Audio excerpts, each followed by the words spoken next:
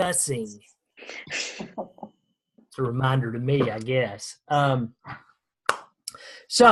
I want to do today, and we won't spend a ton of time. But what I wanted to do was continue our conversations we started last month about Facebook changes. So, we're kind of about a month into the announcement of the Facebook changes, and part of that was you'll start to see some changes over the coming weeks. So that's where I wanted to start. Have you seen any effect from the new Facebook algorithms on your post yet, or is it not made a difference, or what? So I'm throwing that out there. I can't say I've seen a difference. Okay. Ash, what have you seen? I do feel like there has been a drop in the number of people who see things sooner. So, when I log into Facebook and it'll show me, how many people have viewed a particular post. I think initially that number is much lower than what I was seeing previously. I've not done a whole lot in terms of trying to get people to turn on notifications or to put, show it first or anything like that. I have been trying to share more myself, which I do think that has made a difference, and I have encouraged other staff members to do the same. And I think that has been helpful in kind of bumping those numbers up throughout the day. So I've not really done a deep dive into those analytics to look, before versus after.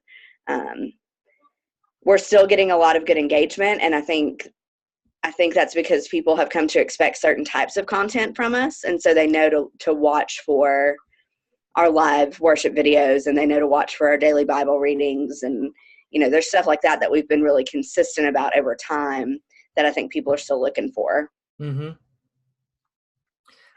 I did a post a couple of weeks ago. That was an experiment, quite frankly, because I knew that I would get some engagement. I don't know if y'all follow me. It was I went to the church I grew up. I had a meeting at the church where I grew up, so I kind of did a post about that and asked people to share their memories.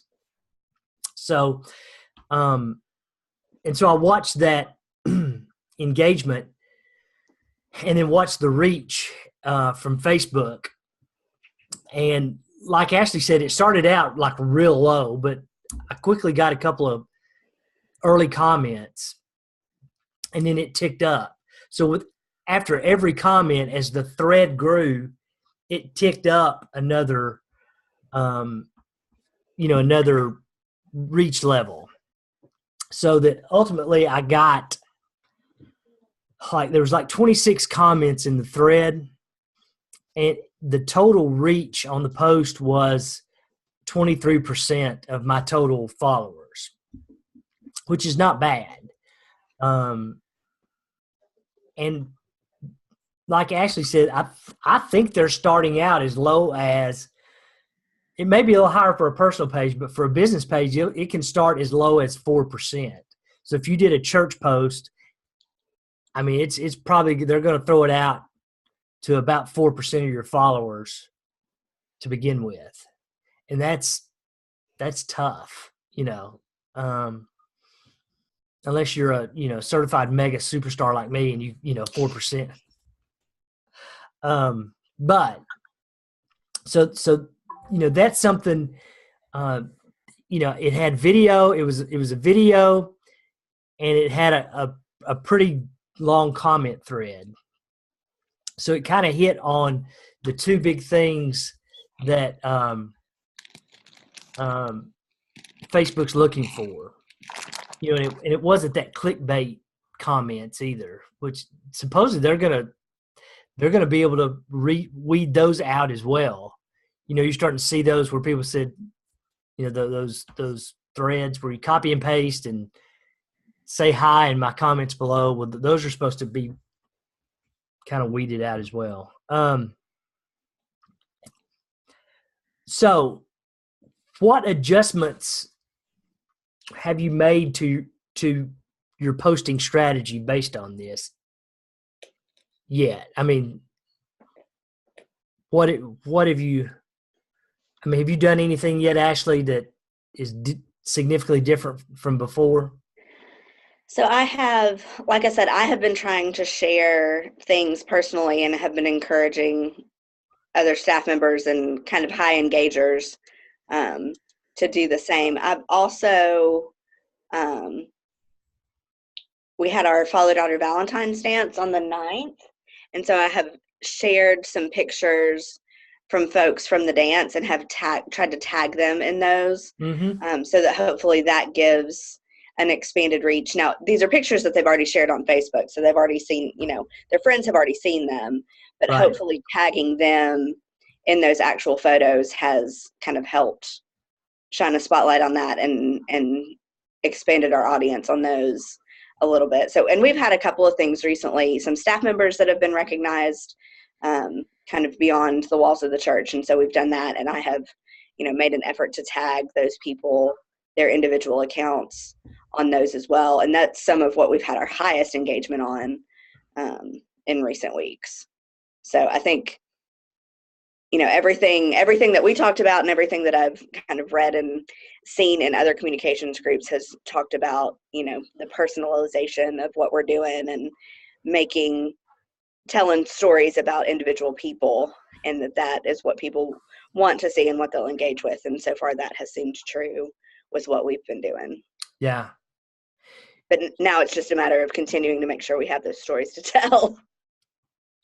And plus you've got, church members that are superstar consultants that share good stuff. Absolutely. Yeah.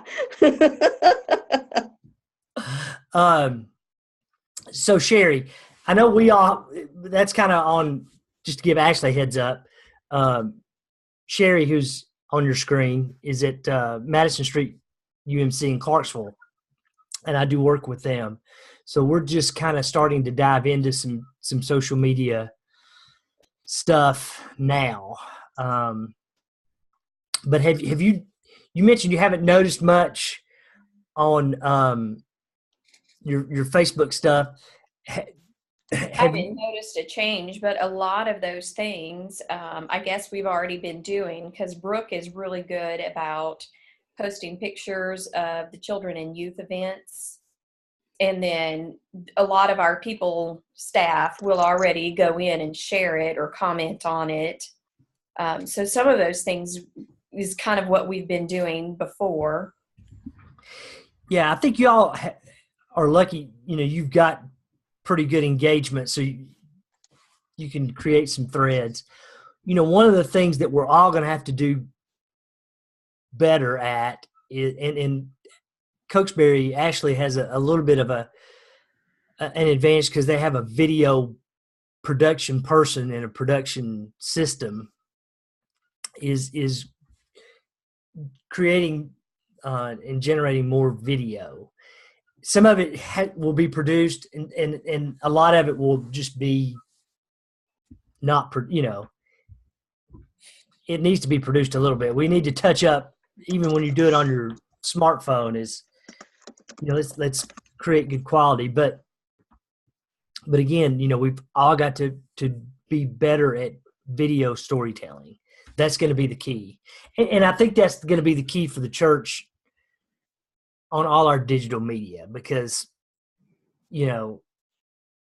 churches are going to, people church shop online now. They're going to check you out online before they ever come and visit. So there's a lot of components we're going to have to, a lot of churches are going to have to figure out. And, it's part of what I'll be working on with you guys, Sherry, that Harriet and I have been talking about, Sherry. So, what about one other quick thing about the Facebook?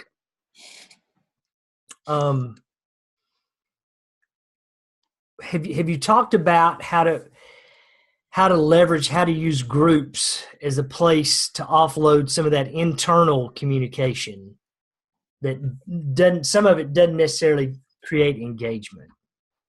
for lack of a better word, like announcements? We have some groups already going on. There's like a wellness group that has a page. There's a women's fitness group.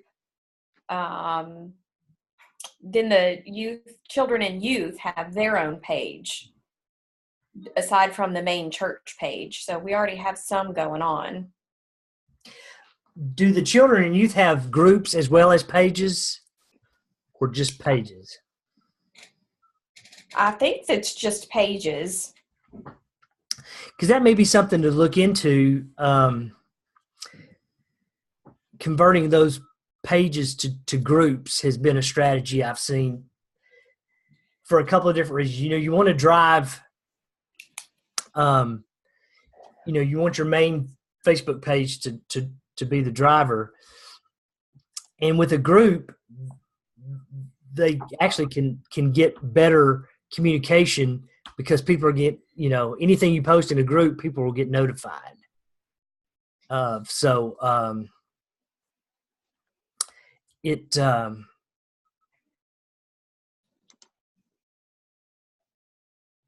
okay, Lisa just chatted me up because she can chat, but she can't talk. We use groups on Facebook for New Life Church, which is another church she works with. But they frequently fall to the side. Elaborate on that, Lisa, and I'll share your response.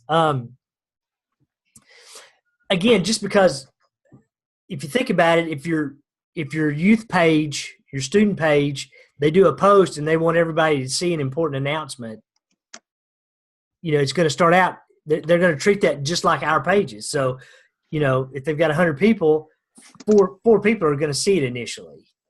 So that's where this group, I think, is going to be a better communication tool for those ministries and subgroups. Like you said, Sherry, the wellness group or the women's study group.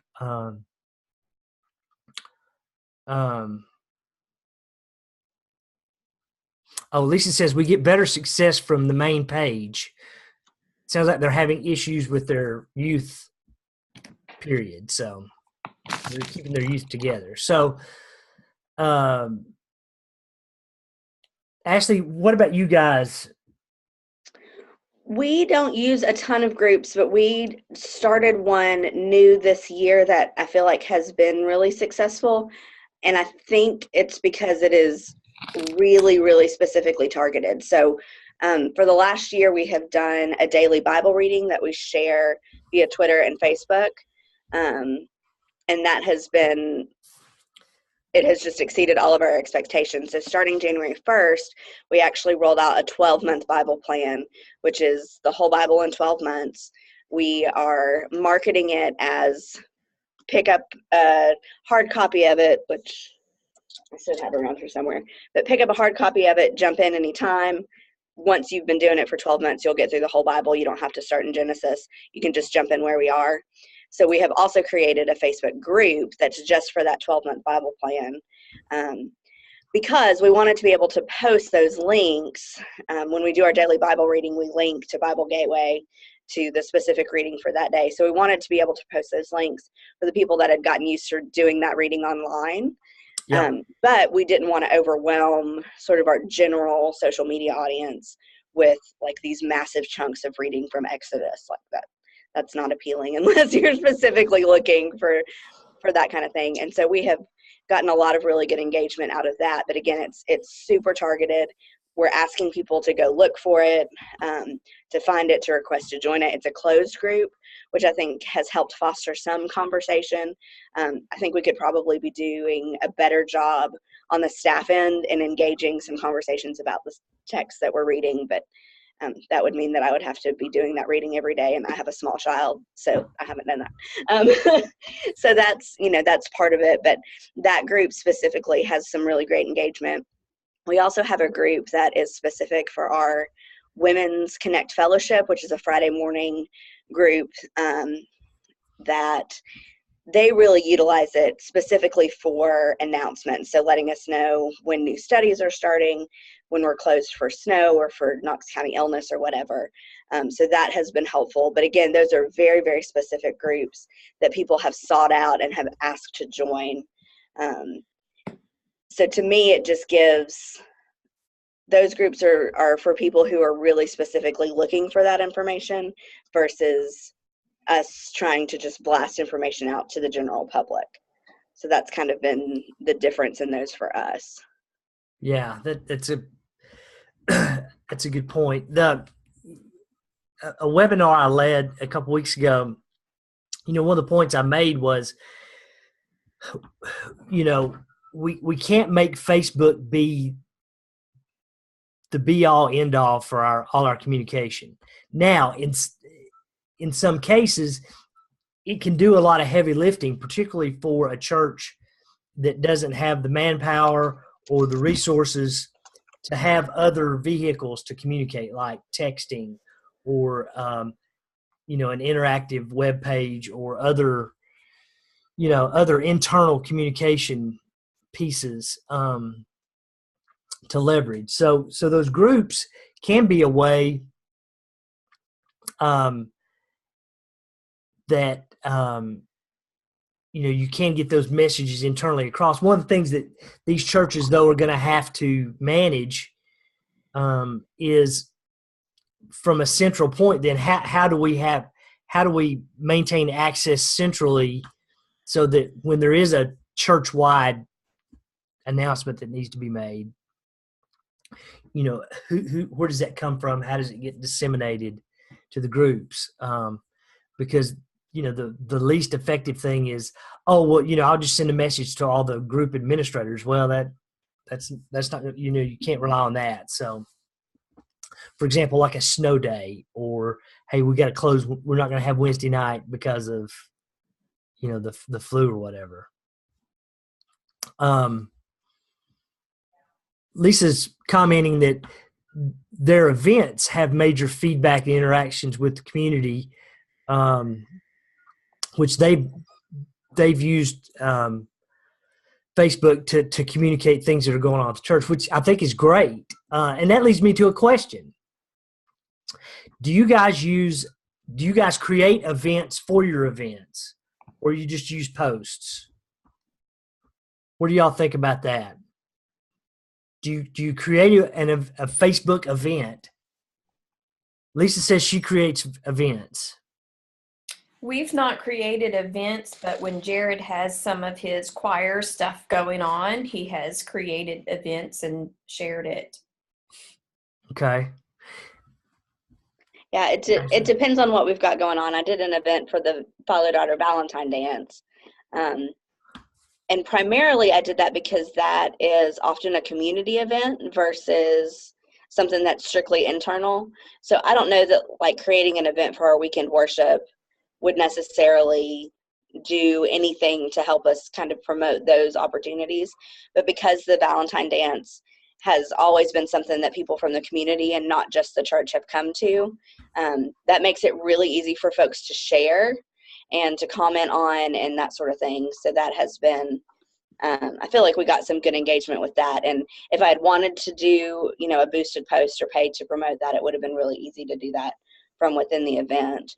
So for us, we don't do a lot of things that an event feels helpful for, but the things that we do, it is very helpful to kind of have a single place to communicate about that. So Knox County was closed due to illness the day of the dance. And so we had several questions asking if we were going to have the dance that evening or not. And the event was a quick and easy place for anybody that was interested in the dance to be able to go to and say, no, okay, they are going to have it anyway, and we can still show up. So that was a helpful feature for that. But the nature of what we do, a lot of times events don't feel like they would necessarily help us promote those. Yeah, that's kind of what I have found is that if it's a big community open event, that seems to work, but it can work against you. If you create an event and nobody responds to it, then it looks like it's not a good event. See, I censored myself there. I almost said a bad word. But so it's not so it can work against you. So, Ashley's example of the Valentine's is I mean, that's something that's been going on for almost 20 years. Yeah, it's at least, well, I don't want to think about how old I am. In But 1999 was the first one, I think. Was it? Okay. Because I was on staff. Okay. First time when the Sunday school and class. I was a middle schooler, so.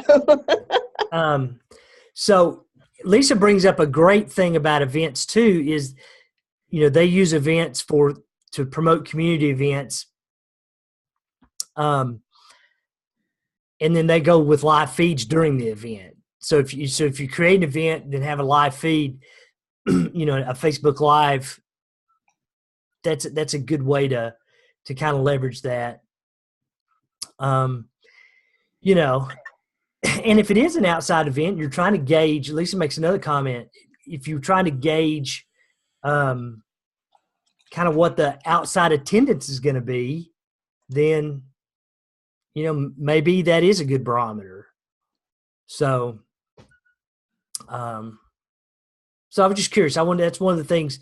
Every now and then, I want to get feedback from you guys just to compare to what I have heard and seen. So, one quick thing I want to throw out, and then we'll kind of wrap up for some other thoughts and ideas. One of the things we're going to have to adjust, particularly with the Facebook changes, but in general, as we start to use more video and do more video-based posts, is relook at what analytics are important to those kind of posts. I was reading an article, and it said here are 4 essential social metrics for 2018 by a guy named Jay Baer. I don't know if many of you follow Jay. His podcast is Convince and Convert. It's been around since the beginning of social media time. But one of the things he says is, I'll go through the 4 real quickly, because there is no neutral in social. Either a post is either builds your brand or it hurts your brand, and that's absolutely true. There's really, there's really not a neutral. Somebody's going to, if it's a neutral response, then it's negative. So he goes, finding that kind of that right rhythm, that right cadence is important. And we do that by, testing different things, testing different videos, testing different posts with the videos, different times, those kind of things. So if you've got a tool, a social media tool that helps you compare those things and measure those analytics and schedule things so that, you can do those comparisons, that helps. One of the things that Google has been doing for years, and Facebook now is starting to do for paid ads, if you use their advertising platform, is they are starting to build a relevancy score, based on how often your ad is viewed, liked, shared. So, and it measures the positive and the negative. So, that's an idea of a new way that a lot of people haven't really started to grasp onto. And we'll talk about that sometime down the road when we're talking more about, paid Facebook ads. Is what does that relevancy score mean? And how do we use that to build better ads? Here's the one I think these 2 are really critical. One is, again, in Facebook, particularly with the ads. I know it shows this, but I'm not 100% sure how you track this otherwise. Is how many minutes are your videos viewed? If you have multiple, if you have videos of, particularly Facebook Live, that's going to be several minutes, or you've got a 2 to 3 to 4 minute video, it counts. Facebook counts your video as a view if somebody watches it for more than 3 seconds. So if they click on it, watch it for 3 seconds, and then click off, then that's counted as a video view. But what we've got to be cognizant of is, okay, how long are people watching our videos? Because if we have a call to action that we want people to act on, like register for this event or send us your money or whatever, if that's, if our average view is 30 seconds and that call to action is at 50 seconds, then hey, most of the people aren't getting to that point. So that's in this new video environment, that's going to be an analytic that we're going to have to start paying attention to, and you'll start seeing your social media software start to build ways to track that. And then the post-click conversion rate. Again, on Facebook, when you have an ad or a post, you can see the clicks on your post. And a lot of times what you're doing, you're driving people to your website to sign up for something or to register for an event or to download a piece of content or whatever.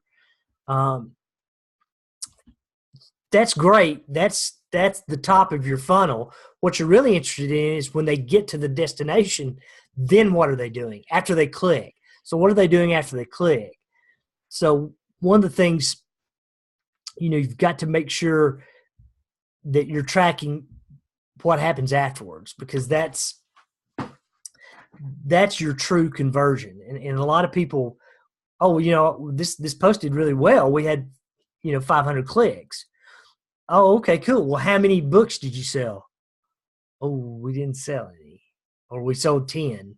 Well, okay, that may or may not be a good conversion rate. So, that's something we've got to keep in mind, and that sounds like a marketing, a business kind of process.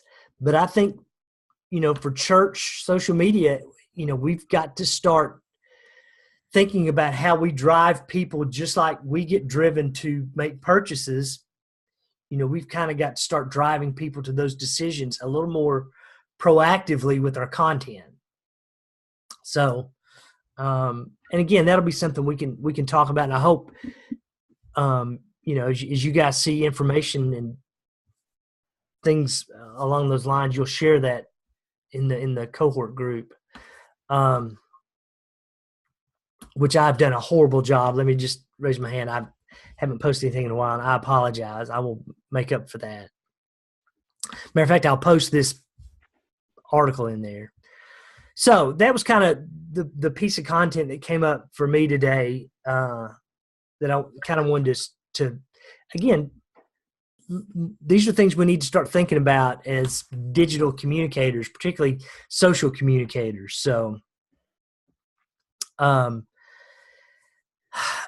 any other thoughts, comments around Facebook or social media that you've come across or you want to share? A success or an epic failure? And this is a safe place to share failures. I will do that from time to time. I mean, the next time I have one. All right. Next month, we'll get back, and again, we talked about doing this the second Monday of every month, which I abused, obviously, the very first time we scheduled that. So I apologize. But, next month, I'm going to try to have, I haven't locked him down yet, but a friend of mine is an author and a church communicator in the Baptist world. He wrote a book called Be Known for Something and has been in church communication consulting for years and years and years, and now works with the Florida Baptist Association, which is kind of like the Holston Conference or, the Tennessee Conference. Just, just obviously more Baptist. So he talks a lot about creating digital hubs, which is using, how to leverage your website, how to use, create kind of a digital hub system to manage your communication, which is really, really good. And his book is really, really good as well. So I'm going to try to nail him down to be our guest speaker that would be March 12th. So I don't think that's spring break anywhere, or is it? It's Knox County spring break. Is it really? Mm-hmm. It doesn't make any difference for me personally, but that is Knox County spring break. Wow. Sounds early. Okay. So we'll shoot for that. I will put that in the Facebook group as I get him confirmed. But he's he's a solid guy, even though he is a Baptist and makes fun of Methodists sometimes. Just basically me. He's making fun of me. But anyway, any other topics you guys would like to get some information on for either the video or for the hey, I just need help with this? Anybody? Okay. Well, good. Well, then I'll just start asking you guys because I need help with everything every day. So Lisa's asking for help. Who live streams worship on Facebook? We do. Yeah. Coach Berry does. I don't, but we do. Yeah, we can definitely hook you up with some information on that. So Lisa, we can talk about that offline. Yeah. Anything else? Mark. Huh? You can give her Terry Winkle's information. Yeah. Terry does all that for us. Yeah, absolutely. Terry's awesome. Anybody else? Sherry, y'all good up in Clarksville? Vegas? Well, they've got one of the top consultants in the country working with them, so they're well on their way. All right. Well, guys, listen. If you don't have anything else, I don't want to sit here and chat or gossip. Thanks for jumping on. Again, thanks for being flexible. Last week I was actually up in Clarksville with those guys, so I was racing back to Nashville for a meeting. So thanks for letting me swap it up, and I will keep you posted. Like I said, we'll have a guest speaker next time, and I hope it's Mark McDonald. So, and anything comes up, post it in the group. Awesome. Thanks, Mark. All right. Bye. Thanks, guys. Thanks, Ashley. Thanks, Lisa. Thanks, Sherry. See ya. Bye.